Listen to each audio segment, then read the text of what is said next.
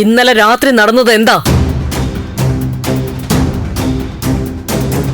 ഇന്നലെ രാത്രി മീരയുടെ ഇഷ്യൂ അത് സമാധാനമായിട്ട് അവസാനിച്ചില്ലേ?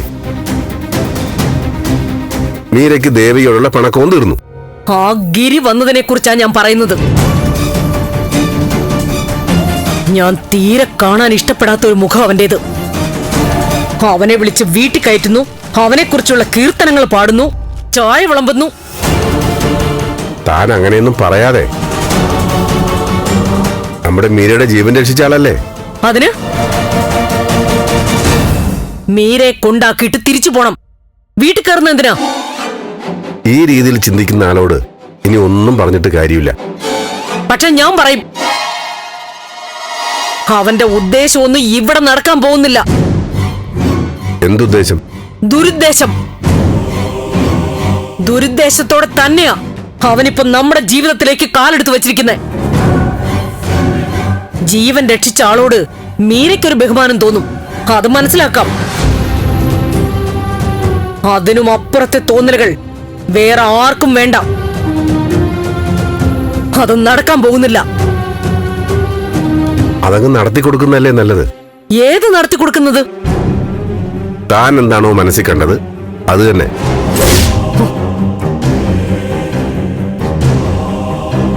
എന്റെ നോട്ടത്തിൽ ഗിരീഷ് ഒരു ജെന്റിൽമാനാ.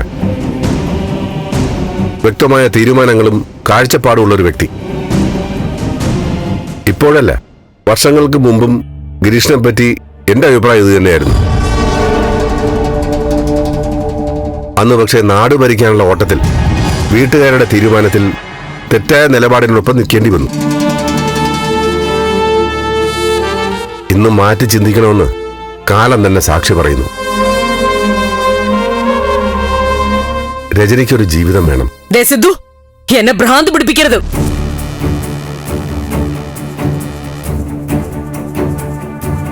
അച്ഛാ, ചായ. നിക്ക്. മീരയ്ക്ക് ചായ കൊടുത്തോ? മീരയ്ക്ക് ദേവിക കൊടുക്കണോ? അവള് വന്ന് എടുക്കുമല്ലോ. അവളുടെ കണ്ണില് ഇവള് ജോലിക്കാരിയാ. ആ ചിന്ത എപ്പോഴും വേണം.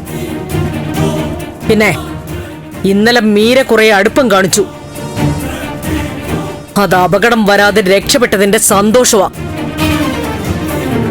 അതും വച്ചിട്ട് അവളുടെ തോളിൽ കൈയിടാൻ പോണ്ട. മീര തേവക്കാട്ട് ബലരാമന്റെ മോളാ. നീ വാടക വീട്ടിൽ കഴിയുന്ന മാധവന്റെ മോളും. ആ ഒരു തോന്നലും മനസ്സിൽ വേണം എപ്പോഴും. പ്രഭ, ദേവിക സിദ്ധാർത്ഥൻ ചന്ദ്രോത്തിന്റെ മകന്റെ ഭാര്യ, നമ്മുടെ മരുമോൾ. നമ്മുടെ മരുമകളോ? ഏകവചനം മതി സിദ്ധു. സിദ്ധുവിന്റെ മരുമകള്. എന്റെ മരുമകളെ മീരയാ. മീരയ്ക്ക് ഇവിടെ ചായയും കോഫിയും ഒക്കെ ഇട്ടു കൊടുക്കുക തന്നെ വേണം. പറ്റില്ല. അച്ഛാ, ഞാൻ കാരണം അച്ഛനും ആന്റിയും തമ്മിൽ തർക്കം വേണ്ട. ഞാൻ ചായ കൊണ്ട് കൊടുത്തോളാം.